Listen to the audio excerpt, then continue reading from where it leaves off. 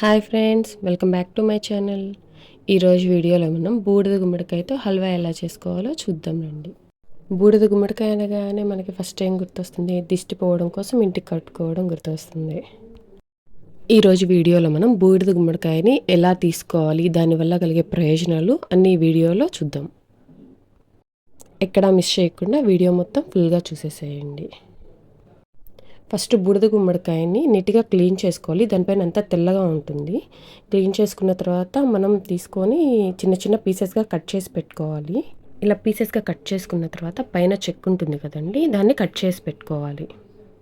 దీనిని మనం 2 రకాలుగా యూజ్ చేసుకోవచ్చు. ఒకటి ఏంటంటే ఈ పీసెస్ అన్నీ మిక్సీ వేసుకొని మెత్తగా పేస్ట్లా చేసుకొని ఫ్రై చేసుకోవడం, లేదా బాగా తురుముకొని ఫ్రై చేసుకోవాలి. ఇలా తురమటం వల్ల టేస్ట్ బాగుంటుంది, బాగా ఫ్రై అవుతుంది.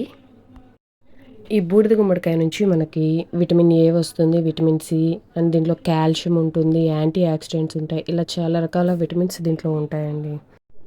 వెయిట్ లాస్ అవ్వాలనుకున్న వాళ్ళు డైలీ మార్నింగ్ ఒక గ్లాస్ ఈ బూడిద గుమ్మడికాయ రసం తాగితే వెయిట్ లాస్ అవుతారు. అలానే ఈ రసం వల్ల రక్తం శుద్ధి అవుతుంది, మనకి డైజెషన్ బాగుంటుంది, గ్యాస్ అండ్ అసిడిటీ ప్రాబ్లం నుంచి కూడా మనం రిలీఫ్ పొందగలుగుతాం ఈ జ్యూస్ తాగటం వల్ల డైలీ. ఇలా తురుముకున్న తర్వాత స్టవ్ మీద ఒక బాండి పెట్టి దాంట్లో నెయ్యి యూజ్ చేసుకోవాలి. నెయ్యి యూజ్ చేయడం వల్ల టేస్ట్ బాగుంటుంది. ఫస్ట్ మనం నెయ్యి యూజ్ చేసి డ్రై ఫ్రూట్స్ బాగా ఫ్రై చేసుకోవాలి. కాజు, బాదం, మీకు ఏం కావాలంటే అది యాడ్ చేసుకోవచ్చు. నేనైతే కాజు అండ్ గ్రేప్స్ ఫ్రై చేసుకుంటున్నాను. ఇవి ఫ్రై అయిన తర్వాత తీసుకొని పక్కన పెట్టుకొని ఇంకొంచెం గీ యాడ్ చేసుకోవాలి. గీ యాడ్ చేసుకొని దానిలో బూడిద గుమ్మడికాయ తురుము యాడ్ చేసుకొని ఫ్రై చేసుకోవాలి. ఇది ఫ్రై అవ్వడానికి కొంచెం టైం పడుతుంది. దీనిలో ఉన్న వాటర్ కంటెంట్ అంతా ఎవాపరేట్ అయ్యే వరకు మనం దీన్ని బాగా ఫ్రై చేసుకోవాలి. ఈ బూడిద గుమ్మడికాయని తినటం వల్ల ఇది మన బాడీని ఎప్పుడూ హైడ్రేటెడ్గా ఉంచుతుంది. అలానే ఇది మన హెయిర్కి అప్లై చేయడం వల్ల డాండ్రఫ్ కూడా తగ్గుతుంది, ఇమ్యూనిటీ బూస్టర్గా పనిచేస్తుంది, అలానే కాన్స్టిపేషన్ కూడా తగ్గిస్తుంది. చూడండి, వాటర్ కంటెంట్ అంతా ఎవాపరేట్ అయిపోయింది, బాగా ఫ్రై అయిపోయింది. ఫ్రై అయిన తర్వాత దీనిలో బెల్లం యాడ్ చేసుకోవాలి. బెల్లం యాడ్ చేసుకుని ఒక 10 మినిట్స్ బాగా ఫ్రై చేసుకోవాలి.